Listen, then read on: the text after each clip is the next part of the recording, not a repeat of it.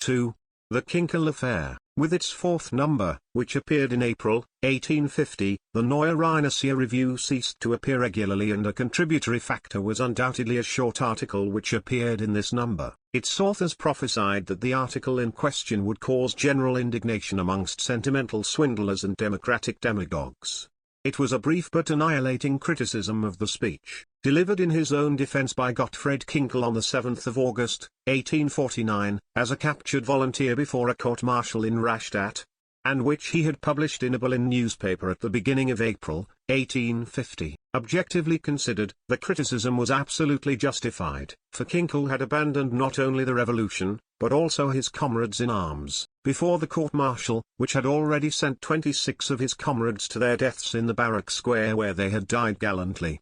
Kinkel praised the grape-shot prince and the Hohenzollern-Kaiserdom, but for all that, he was in prison when Marx and Engels attacked him. And it was generally considered that he had been chosen as the special object of royal vengeance because the sentence of imprisonment in a fortress passed on him by the court-martial had been subsequently changed by an order in council to the dishonoring one of hard labor in an ordinary prison. To pillory Kinkel in such a situation caused misgivings in the minds of many people who were certainly neither sentimental swindlers nor democratic demagogues. Since then the archives have been opened and the Kinkel case is seen to have been a maze of tragicomic misunderstandings. Originally Kinkel had been a theologian, and an orthodox one at that, but his fall from grace, accompanied and perhaps furthered by his marriage to a divorced Catholic, had brought the irreconcilable hatred of the Orthodox down on his head and given him a reputation as a hero of freedom far beyond his real deserts. It was due more to a misunderstanding than anything else that Kinkel happened to slide into the same party as Marx and Engels. Politically he never advanced beyond the usual slogans of the common rut of German democracy, but the damnable eloquence, to use an expression of Freili Grott, which had remained with him from his theological days, occasionally swept him off his feet and sent him careering as far to the left as it did to the right before the court-martial in Rastatt, whilst moderate poetical talent contributed to making him better known than the other Democrats of his kidney. During the Reconstitution campaign Kinkel joined the volunteer corps raised by Willich, in which Engels and Moll also served. He fought bravely, and during the last engagement of the corps on the Morgue, where Moll fell, he was wounded in the head and taken prisoner. The court-martial which tried him sentenced him to lifelong imprisonment in a fortress, but the grape-shot prince, or, to use the politer expression adopted by Kinkel in his defense, His Royal Highness the heir to our throne, was not satisfied with this, and the Judge Advocate General in Berlin therefore requested the king to quash the sentence and place Kinkel on trial again as he should have been sentenced to death. However, the Judge Advocate General met with the united resistance of the ministry which, although it was prepared to admit that a traitor had been punished too leniently, declared that the sentence should be confirmed by the king as an act of mercy and as a concession to public opinion. At the same time the ministry declared that it thought it advisable that Kinkel should serve his sentence in a civil institution, because it might cause a great sensation if he were treated as a fortress prisoner. The king accepted the proposals of his ministry, but thereby caused just the great sensation it had been anxious to avoid. For public opinion considered it a piece of cynical mockery that as an act of mercy the king should send a man to hard labor in a common prison after a court-martial had sentenced him to imprisonment in a fortress only. However, owing to its inability to appreciate the finer points of the Prussian criminal code, public opinion was under a misapprehension. Kinkel had not been sentenced to detention in a fortress, but to penal imprisonment in a fortress, which was something quite different and in fact much more severe and revolting than ordinary hard labor in a common prison. Prisoners under sentence of penal imprisonment in a fortress were huddled together 10 or 20 in one cell with only a hard bench to sleep on. Whilst their food was poor in quality and insufficient in quantity, they had to perform all kinds of menial labor such as cleaning out the latrines and sweeping the streets, etc., and at the least offense they were given a taste of the whip. For fear of public opinion the ministry had been anxious to spare Kinkel this inhumanity.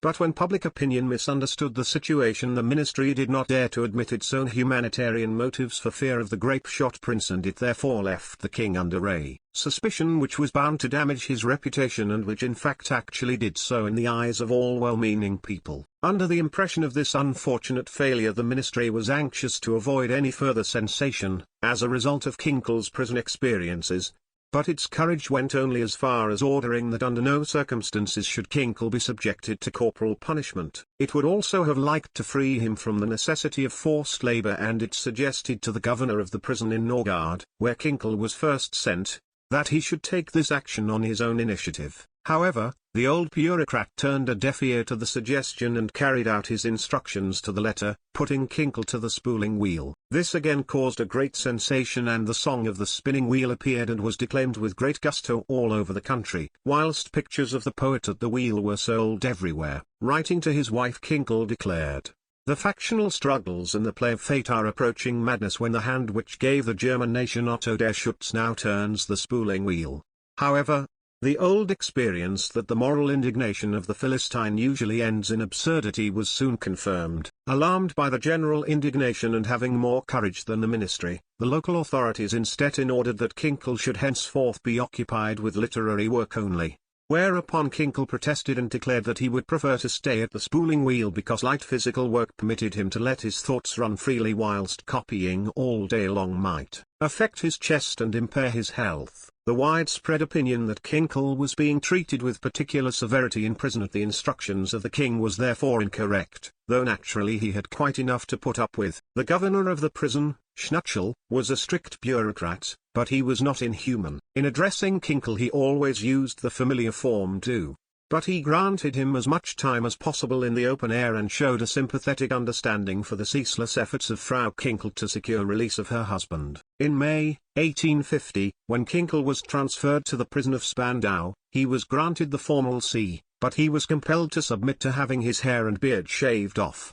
And the governor of the prison, a pious reactionary named Jeserich, plagued him with attempts at conversion and immediately began the most revolting petty disputes. However, even this Pecksniff made no very great difficulties when the ministry called on him to make a report in connection with a request of Frau Kinkle that her husband should be released on condition that he should emigrate to America, give his word of honor not to engage in any further political activities, and not return to Europe. Jeserich even declared that his knowledge of Kinkle convinced him that the best cure for the latter's soul would be found in America. Nevertheless, he should be kept in prison for about a year still in order that the sword of justice should not be unduly blunted and notched, but after that, providing that his health did not suffer from the long imprisonment, and up to the present there had been no signs of it doing so, he might be permitted to emigrate. This report was submitted to the king, who, however, proved even more vengeful than the prison governor and the ministry.